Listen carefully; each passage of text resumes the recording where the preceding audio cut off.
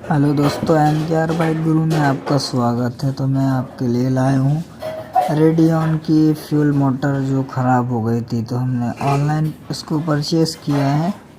तो इसका फ़िल्टर ख़राब होने के कारण हमने इसे 1380 रुपये में परचेज़ किया है।